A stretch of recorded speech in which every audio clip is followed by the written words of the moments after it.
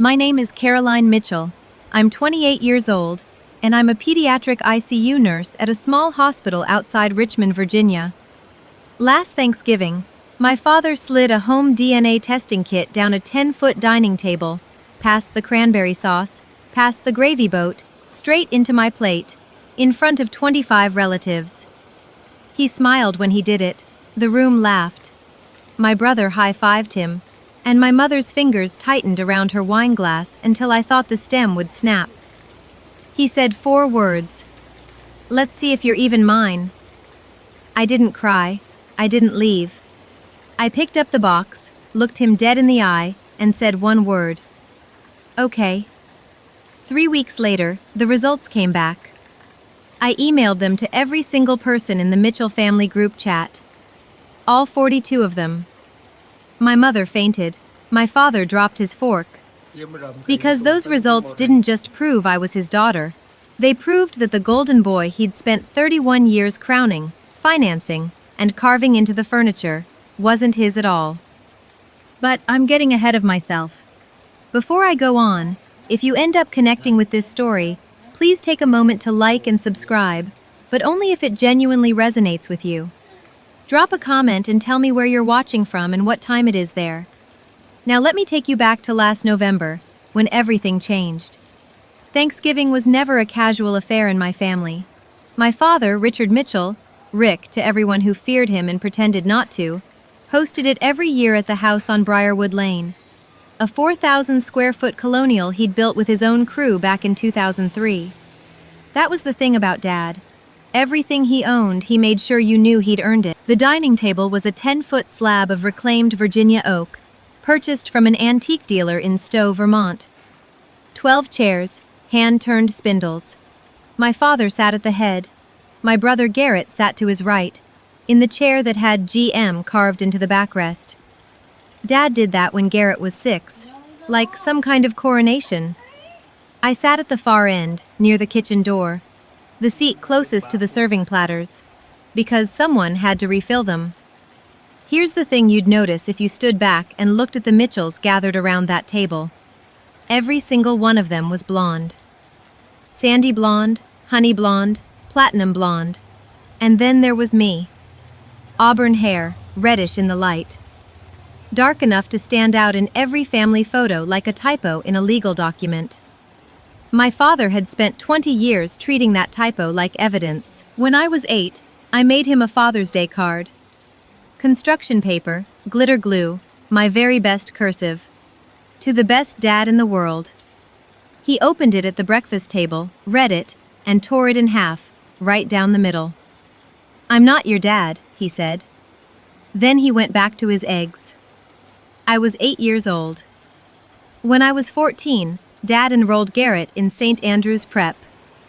$12,000 a year, blazers and ties, the whole production. I went to Hopewell Public. When Aunt Brenda asked why, Dad said it out loud, right there at Sunday dinner. Why would I invest in something that might not even be mine? I sat 3 feet away. Nobody said a word. When I was 18, I graduated high school. Valedictorian, top of my class. 4.3 GPA, a speech I'd practiced 40 times in front of my bathroom mirror. Dad didn't come.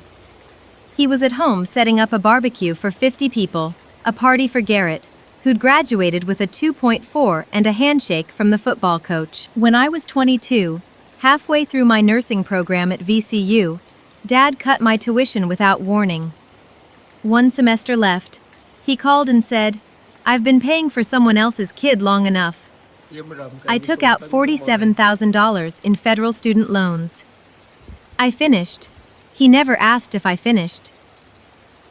Garrett Mitchell, 31 years old, 6'2", sandy blonde, jaw like a catalog model. Dad's pride, Dad's proof, the Mitchell heir, capital H. At 16, Garrett got a brand new F-150, pearl white, lifted suspension, Mitchell & Sons decal on the tailgate like a family crest. I got a bus pass. Dad paid every cent of Garrett's 4 years at Virginia Tech. No loans, no questions. When Garrett graduated with a middling business degree he barely used, Dad gave him a corner office and the title of project manager. No interview, no resume, just bloodline. Or what Dad believed was bloodline. Last spring, Garrett bought a house. New construction in the Willowbrook subdivision, 3,200 square feet, open floor plan, quartz countertops. Dad put down the $80,000 deposit, just wrote a check. I live in a 450 square foot studio, 4 blocks from the hospital. The kitchen counter doubles as my desk. When I come home from a 12-hour ICU shift, I eat standing up because the table barely fits one chair. Garrett drives a black Chevy Tahoe. I drive a 2014 Honda Civic with a dent in the rear bumper from a nursing school parking lot. It still runs. That's enough. I want to be fair about Garrett. He's not evil. When you're handed everything from birth, you don't question the system, you just assume you deserve it. His favorite line, delivered with that easy golden boy grin, "Don't worry, Cal, you'll always be an honorary Mitchell." Honorary.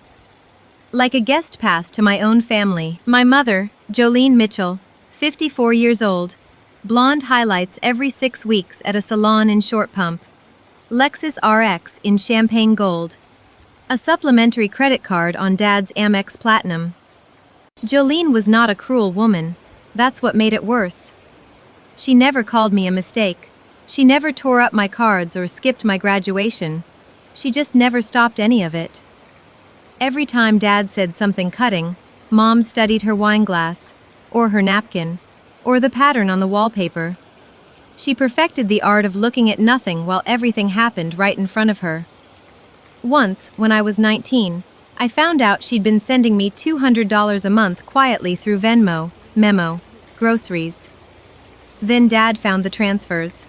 He threatened divorce. She stopped. When I was 16, I asked her directly. We were alone in the kitchen after Thanksgiving. Fitting, isn't it? I looked her dead in the eye and said, "Mom, am I Dad's daughter?" She didn't blink. She set down the dish towel and said, "Don't ask questions you don't want answers to." That sentence lived inside me for 12 years. I turned it over like a stone in my pocket, wearing it smooth, trying to figure out what it meant. Was she confirming Dad's suspicion? Was she warning me? Was she protecting herself? It took me 12 more years to realize the answer was the third one. About a month before that Thanksgiving, I stopped by the house to pick up a box of old family photos. Mom was on the couch, phone in hand, deleting a text thread. She closed the screen fast when she saw me, too fast. I didn't ask who it was, not then. The turkey had been carved. The wine was flowing. A Caymus Cabernet Dad always overpaid for because he liked saying the name. Garrett was telling a story about a job site. Something about a concrete pour and a foreman who couldn't handle pressure. Dad laughed with his whole chest. Mom smiled on cue. I was passing the sweet potatoes when Dad stood up. He tapped his knife against his glass. The room quieted. 25 faces turned toward him, and I swear he looked like a man about to give a toast at his own coronation. "I got a little gift for Callie this year," he said. He reached under his chair and pulled out a box.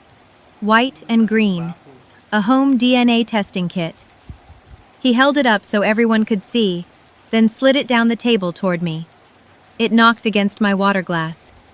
"Let's see if you're even mine." The room erupted. The loud, relieved kind of laughter that comes when people are uncomfortable but choose the easy side. Uncle Dennis chuckled into his bourbon.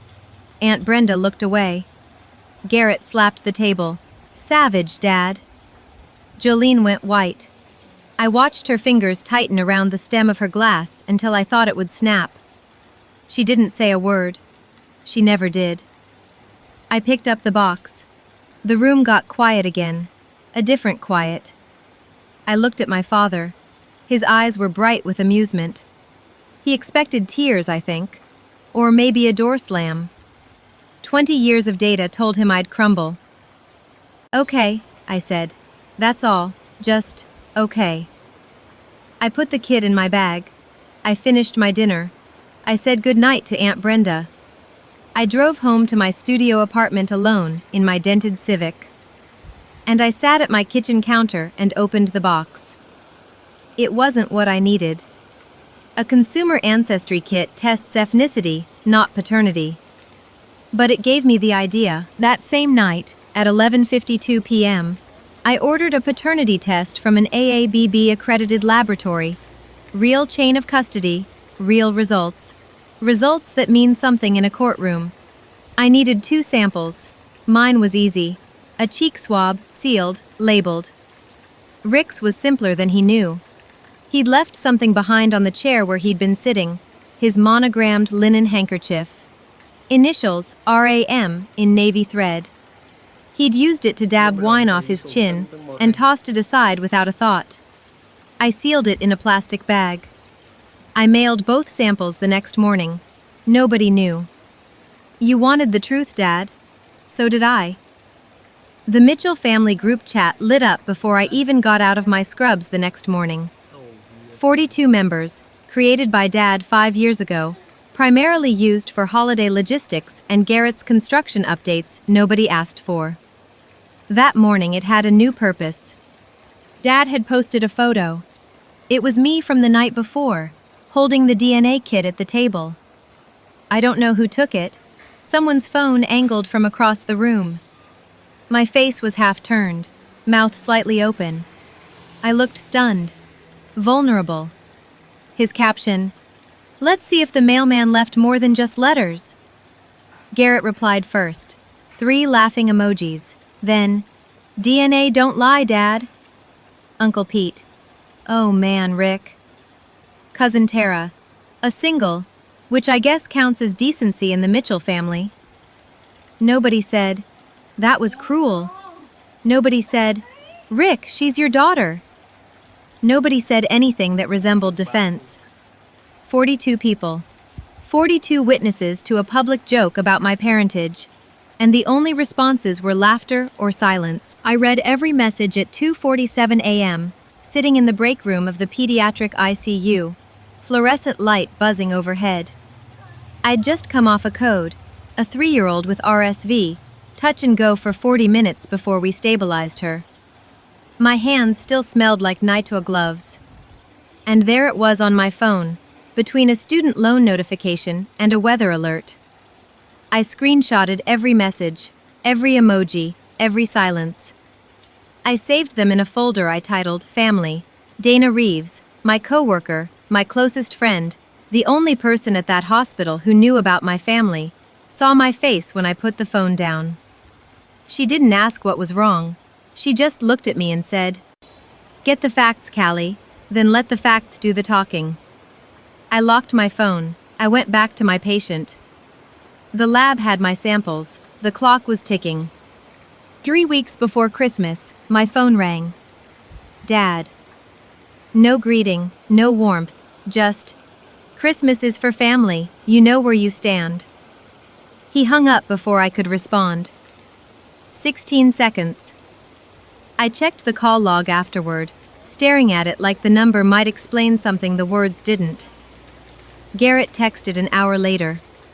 Classic Garrett, performing kindness while enforcing the verdict.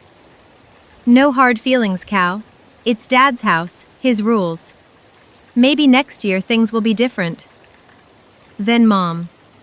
Her message wasn't comfort. It wasn't an apology. It was, "Please don't make this worse." 3 messages from 3 Mitchells. Not one of them said, "This is wrong." Not one said, "I'm sorry." The only thing they agreed on was that my absence would make everyone's holiday more comfortable. So I spent Christmas Eve alone. I bought a small Douglas fir from the lot on Patterson Avenue. 4 feet tall, $60 I probably shouldn't have spent. I propped it on my kitchen counter next to my laptop. I made mac and cheese from a box. I poured 1 glass of wine, a $7 Merlot, not Camus, and I sat in my 1 chair and I ate. Outside, Richmond was cold and clear. Through the window, I could see the apartment building across the street, windows glowing with colored lights, the shapes of people moving behind curtains. At 11:43 p.m., I opened my email. There it was.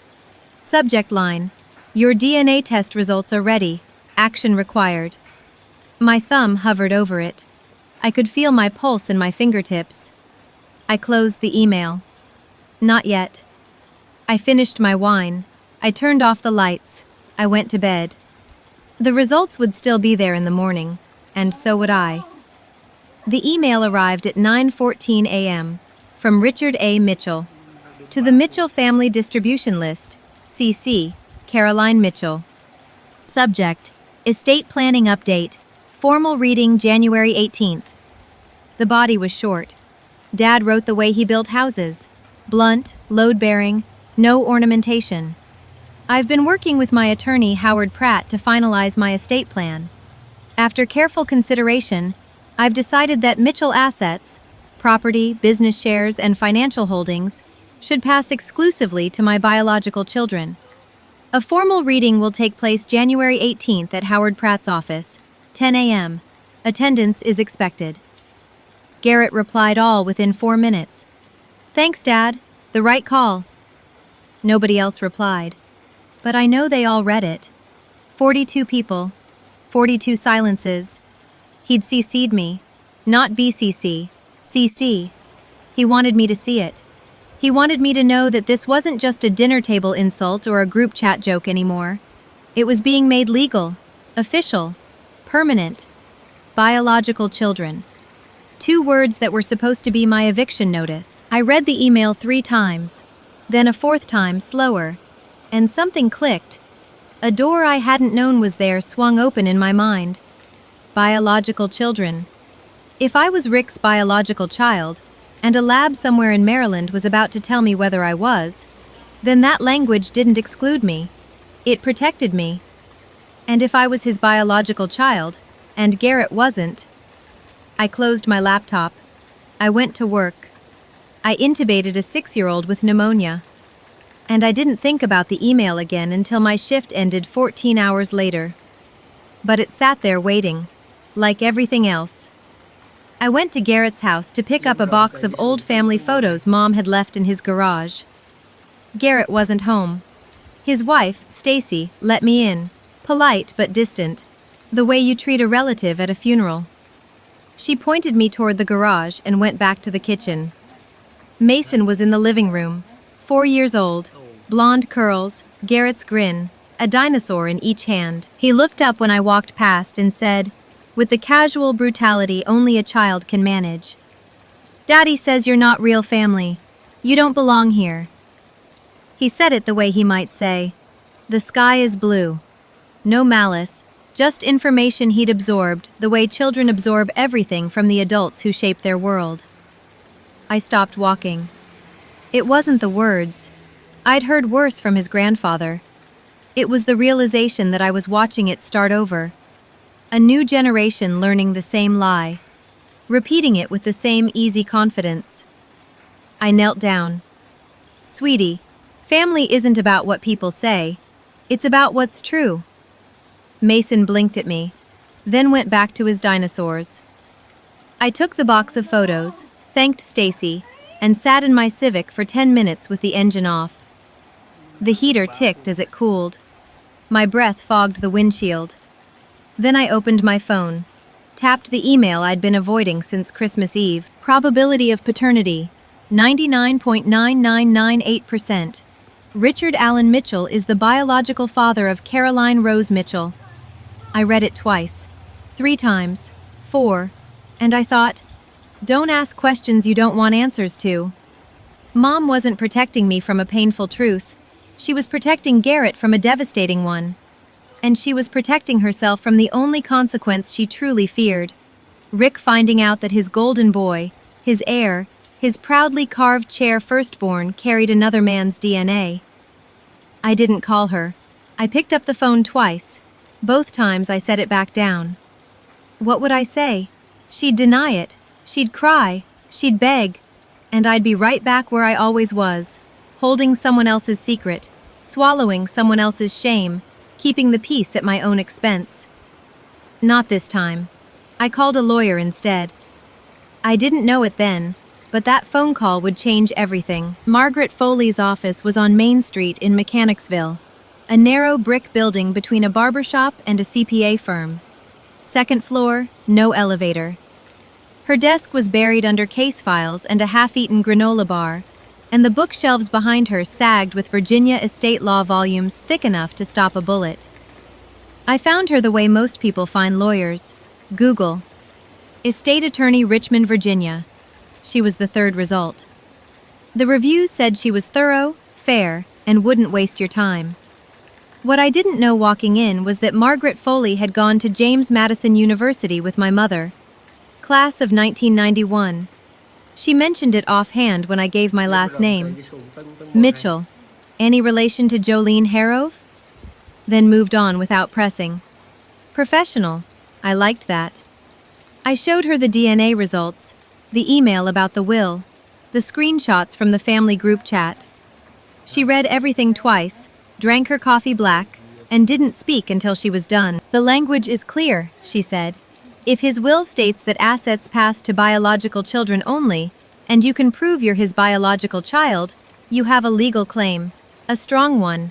And if someone else in the family isn't his biological child, she set down her coffee. Under the exact language your father chose, that person would have no claim at all. Silence. You'd need more than a home test for court, she continued. But here's the thing. You may not need court.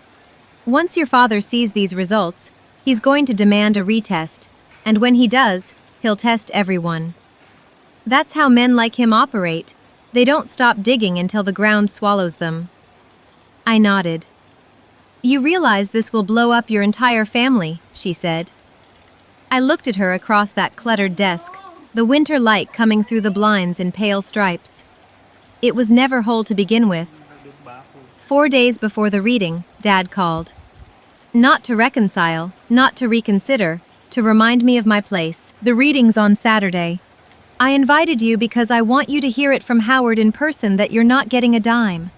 Don't come in there crying, don't come in there begging, and don't embarrass this family any more than you already have. I held the phone away from my ear and watched the seconds tick on the screen. He talked for 2 minutes and 11 seconds. I said 4 words. I'll be there, Dad. He hung up first. He always did. Garrett's text came 20 minutes later. Cal, just accept it. Dad's not going to change. Take the L gracefully. Take the L. Like my entire existence was a scoreboard. Then Mom. Her call came at 9 p.m., her voice low and shaky the way it gets after her second glass of Pinot Grigio. Caroline, please just don't come. It'll be easier for everyone.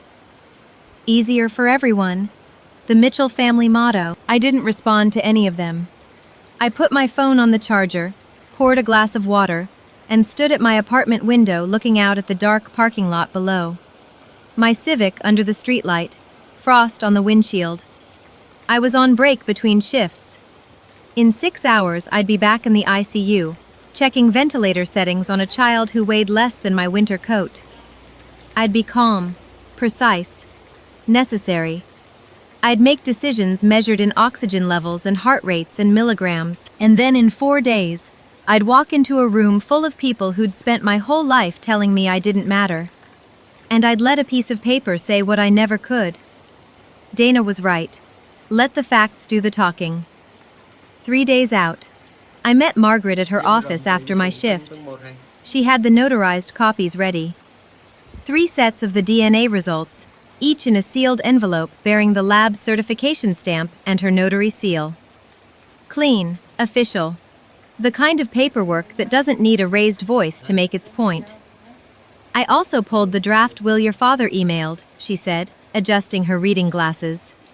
He CC'd you on it, which means it's not privileged, and there's something you should know. She turned her laptop toward me. This will hasn't been executed, no signatures, no witnesses. Under Virginia law, it's a statement of intent, nothing more. Which means his previous will, the one filed 3 years ago, is still the operative document. What does the old will say? Standard language. Assets divided equally among his children. No biological qualifier. No DNA requirement. She paused. Either way, Caroline, you're protected. The old will includes you. The new will, if he's foolish enough to sign it, includes only you. She let that sit. That night, I drafted an email. Recipients, every address in the Mitchell family distribution list. Attachment, the DNA results. Subject line, left blank. I saved it in my drafts folder and closed my laptop.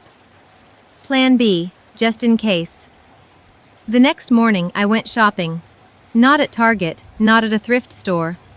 I drove to a consignment boutique in Carytown and bought a navy blazer, tailored trousers, and a pair of leather Oxford shoes. $140 total, more than I usually spent on clothes in 3 months. Dana helped me practice that evening. Not what to say, what not to say.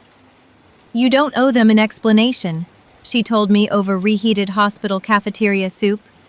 You walk in, you sit down, you wait for the right moment, you put the envelope on the table. That's it. Let the paper talk. For the first time in 20 years, I wasn't walking into a Mitchell family event hoping to survive it. I was walking in prepared. I couldn't sleep. Not from fear. Something closer to vertigo. That feeling when you're standing at the edge of a high place, and your body knows before your brain does that everything on the other side will be different. I sat on my bed with a shoebox of old photos. There was one I kept coming back to. Me at 5 years old, sitting on his lap in the backyard. Both of us laughing, his arms around me, my head tipped back, the sun behind us. That was the last time he held me. I was 5. I don't remember what was funny. I just remember feeling safe. I stared at that photo for a long time. Tomorrow I would walk into a room and end my family as it existed. Not destroy it.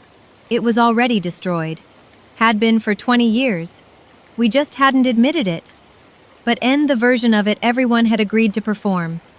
The version where Dad was the righteous patriarch. Where Garrett was the worthy heir. Where Mom was the loyal wife. Where I was the mistake. All of it undone by a piece of paper in my bag. I called Dana at 11 p.m. Am I doing the right thing? She didn't hesitate. Are they doing the right thing to you? Silence. Callie, that man humiliated you in front of your entire family on a holiday. He's trying to legally erase you. Your brother treats you like a footnote. Your mother watched all of it and chose her comfort over your dignity for 20 years. She took a breath. You didn't start this. You're just the one brave enough to finish it. I hung up. I opened my laptop. The DNA results glowed on the screen. 99.9998%. I closed it. I placed the notarized envelope in my navy tote, bought to match the blazer, and set it by the door. I turned off the light. I didn't sleep, but I was ready. If this story is hitting you right now, you're not alone. Thousands of people have sat in their cars, or their break rooms, or their dark apartments, holding a truth nobody wanted them to have. Hit that subscribe button so you don't miss how this ends. And tell me in the comments, what would you have done sitting in that conference room? Howard Pratt's office was in a red brick professional building on Broad Street. The kind of place that smelled like old carpet and authority. Second floor, Berber carpet, walnut wainscoting, framed diplomas arranged with surgical precision. I arrived 13 minutes early, deliberate. I wanted to be seated before anyone else walked in. The conference room was long and narrow. A walnut table, 12 leather chairs, a window overlooking the parking lot. Howard Pratt's assistant offered me water. I took it, set it on a coaster, set my bag on the floor beside my chair, the envelope inside. They arrived in clusters. Uncle Dennis and Aunt Brenda first, quiet, nodding at me with the careful politeness of people who know something is about to go wrong. Then cousins I hadn't spoken to since last Thanksgiving. Then Garrett and Stacy. Garrett in a sport coat that probably cost more than my rent. Stacy's heels clicking on the hardwood. 15 people total. Not the whole family. The inner circle. Dad came in last. Of course he did. Rick Mitchell didn't enter a room, he occupied it. Charcoal blazer, starched white shirt, his Breitling watch catching the overhead light. He sat at the head of the table. Garrett slid into the chair at his right. Mom sat to his left, eyes already red-rimmed, fingers working the clasp of her Mikimoto bracelet like a rosary. Dad saw me and paused. "Surprised you showed up," he said. I didn't answer. I folded my hands on the table.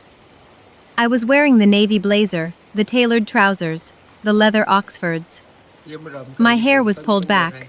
No earrings, no makeup except a clean line of red lipstick, because Dana had told me, half joking, armor comes in all forms. Howard Pratt entered with a leather binder. He sat at the opposite end from Dad, cleared his throat, and opened to the first page. "This is a formality, Callie," Dad said across the table, loud enough for the room. "You're here as a courtesy, nothing more." I met his eyes. I said nothing. Howard began. "This document represents the stated testamentary intentions of Richard Allen Mitchell, prepared in consultation with this office, dated January 3rd of this year." "Skip the preamble, Howard," Dad said. "Get to it." Howard nodded and flipped a page. Article 4, Section 1, Distribution of Assets. All real property, business interests, and financial assets held by Richard Allen Mitchell shall pass exclusively to his biological children, as verified by legally recognized documentation upon the date of his passing. Dad leaned back and looked at me. Not with anger, with satisfaction. The look of a man who's just nailed the final board on a fence. "See?" he said. "Black and white." Garrett nodded. "It's just business, Cal." A few relatives shifted in their seats. Aunt Brenda pressed her lips together. Uncle Dennis studied the grain of the table. Nobody spoke. Howard continued detailing the breakdown. The Briarwood house, the Mitchell and Sons shares, the investment accounts, the life insurance, $3.2 million in total estimated value. All of it directed to biological children. The phrase repeated like a hammer stroke. Biological children, biological children, biological children. And every time he said it, Dad's chin lifted a fraction higher. When Howard finished, he removed his glasses and folded his hands. "This document remains in draft form and requires execution, signatures, and witnesses to become legally binding. However, Mr. Mitchell wished to share his intentions with the family prior to finalization. Are there any questions or objections?" Silence. Dad smiled. The room exhaled. My hand moved to my bag. "I have an objection."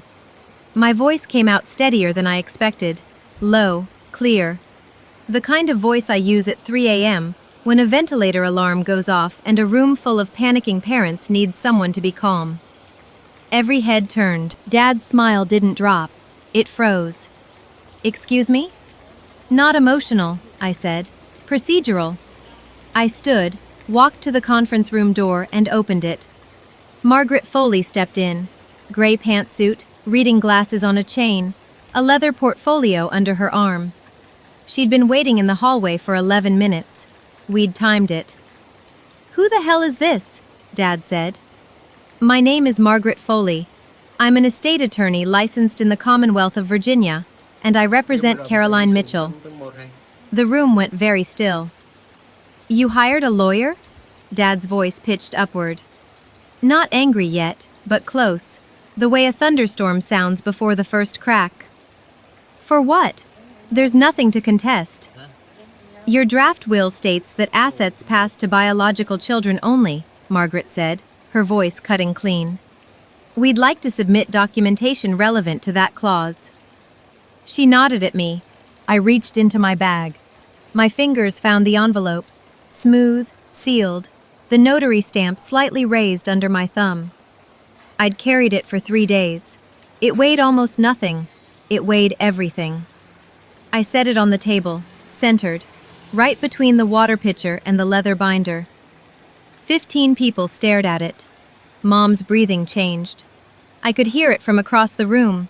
Shallow, fast, The way patients breathe when they know bad news is coming before the doctor opens their mouth. I looked at my father. You wanted to know if I was yours, Dad? You asked me at Thanksgiving in front of the whole family. You gave me a DNA kit. You made it a joke. I pushed the envelope 1 inch toward him. I took the test. Here are the results. Margaret opened the envelope with practiced calm. She removed 3 stapled pages, scanned the room, and read aloud. Paternity test conducted by Genelink Diagnostics, an AABB-accredited laboratory in Bethesda, Maryland. Test subjects: Richard Allen Mitchell, alleged father; Caroline Rose Mitchell, child. Samples received December 2nd.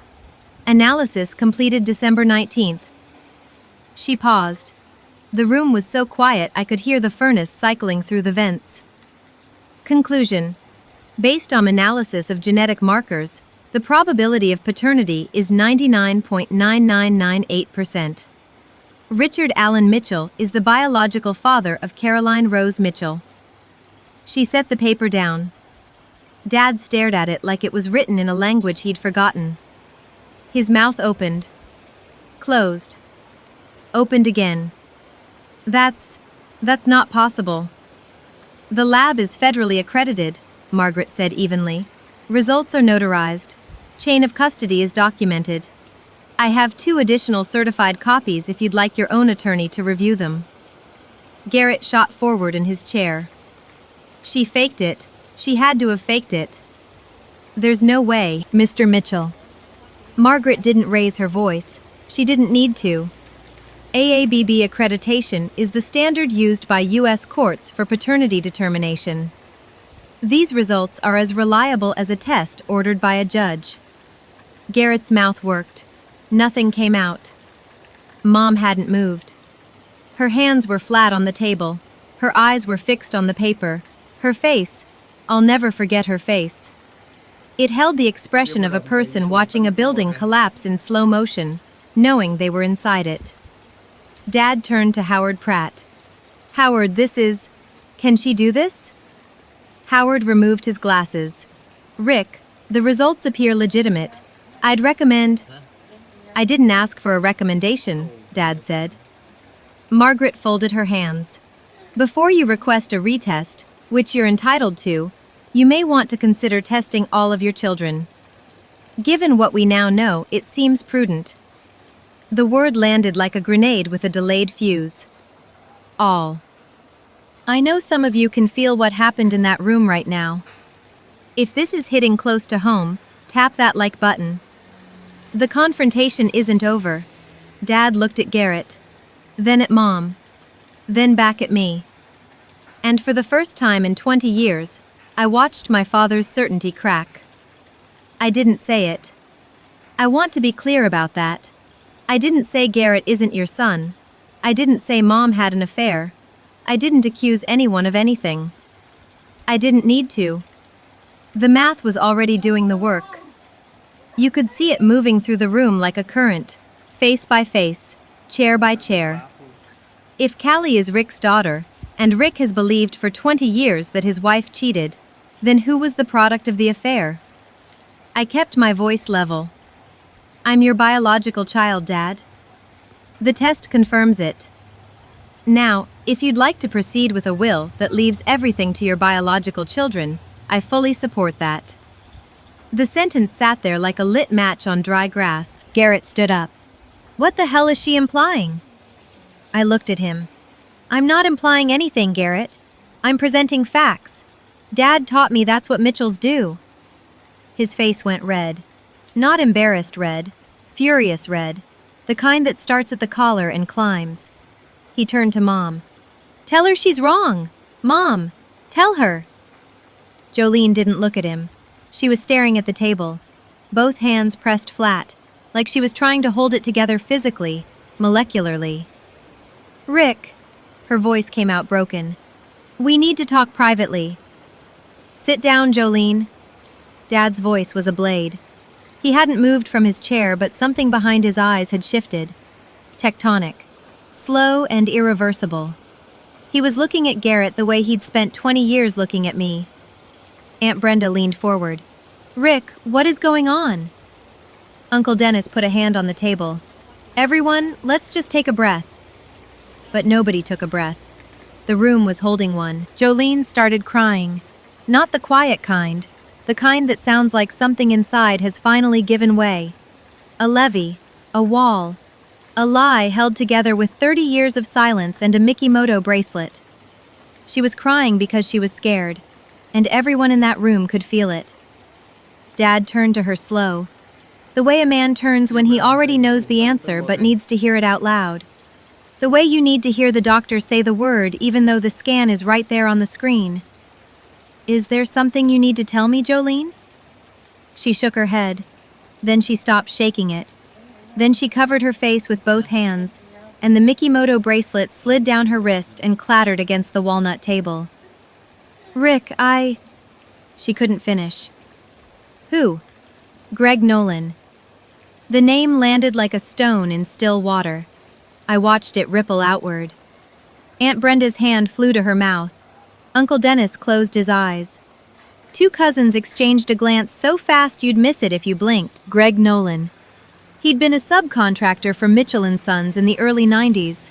Framing crew, back when Dad was still building the business out of a pickup truck. He'd been around the family, around the house, around Jolene. It was one time, Rick, early 94. You were gone for 3 months on that Chesapeake Bay project, and I was alone and... Early 94. Dad's voice was flat, mechanical. He was doing the math. Everyone was doing the math. Garrett was born in October 1994. The room understood before Garrett did. I could see it in their faces, the slow, awful dawning. The way people look when they realize a story they've believed their whole lives was built on sand. Garrett stared at Mom. What are you saying? Mom, what are you saying? She couldn't look at him. She couldn't look at any of us. Her head dropped, and her shoulders folded inward, and she whispered, I'm sorry. I'm so sorry. Dad's fist hit the table. Not hard enough to break anything, hard enough to rattle every glass in the room. Greg Nolan. His voice cracked on the name. The guy who poured my foundations. Nobody answered. Nobody could. Garrett was standing now, both hands on the table, leaning forward like a man bracing against a wave he couldn't see. No. No, that's a lie. Dad, tell her she's lying. Tell her. Dad didn't tell her anything. He was looking at Garrett, really looking, maybe for the first time in 31 years. And I watched something shift behind his eyes. The same narrowing, the same cold appraisal, the same suspicion he'd aimed at me across dining tables and holiday dinners and group chat captions for 2 decades. He was measuring. The silence lasted 8 seconds, I counted. Then he turned to Howard. What happens to the will? Howard set down his pen carefully. Rick. Given the circumstances, the draft will specifying biological children, and if a subsequent test were to confirm what's being implied here, legally the draft would protect Caroline. And only Caroline. Another silence. Longer this time. Garrett looked at me. The golden boy grin was completely gone. His face was something I'd never seen on it before. Naked. Stripped. The face of a man who's just realized everything he owns was borrowed. Callie. His voice broke on my name. You did this on purpose. I looked at him calmly. You gave me a DNA kit as a joke at Thanksgiving, Garrett. You laughed. You sent 3 laughing emojis in the family group chat. I just used it. Aunt Brenda said quietly from the corner, Richard. Let her speak. I picked up my bag. I straightened my blazer. I looked around the room, at 15 faces that had spent my entire life looking past me. And I said it. I'm your biological daughter, Dad. I always was. I have $47,000 in student loans I took out, because you said you'd been paying for someone else's kid long enough. I have your card from when I was 8 that you tore in half. I have the group chat screenshot where you posted my photo and called me the mailman's daughter for 42 people to see. I paused.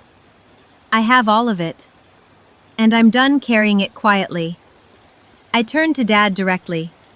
2 decades ago, you looked at an 8-year-old girl and decided she wasn't worth the benefit of the doubt. You never asked for proof, you just decided. My voice stayed level, so here's the proof you wanted. And here's what I've decided. Dad's jaw tightened. Callie. I can't deal with this right now, I said. You said that to me in 2022 when I called crying because a patient of mine, a 5-year-old, didn't make it on my shift, and I needed my father. You said, I can't deal with this right now, remember? His face changed. I remember everything, Dad. I remember all of it. And now I'm saying it back to you. I can't deal with this right now. I picked up a navy tote. I walked toward the door. My Oxford shoes clicked on the hardwood. Dad stood up. Wait, Callie, just wait. His voice came out different, smaller, the courtroom authority gone. I made mistakes. I know I made mistakes, but this doesn't have to. You didn't make mistakes, Dad. I stopped at the door but didn't turn around. You made choices. Every year, at every table, in every phone call, you made choices. And I let you. I kept showing up. I kept hoping. I turned then, just enough to look at him over my shoulder. I'm done hoping. I walked out. The door closed behind me with a quiet click. I sat in my Civic for 23 minutes. I didn't call anyone. I didn't text. I just sat there with my hands on the wheel and the engine off, and the winter sun moving across the windshield by slow degrees. Then I cried. Not sad tears. Not the kind of crying I'd done my whole life in bathroom stalls and hospital break rooms. The small, careful, quiet crying of a person who's learned not to take up too much space. This was something else.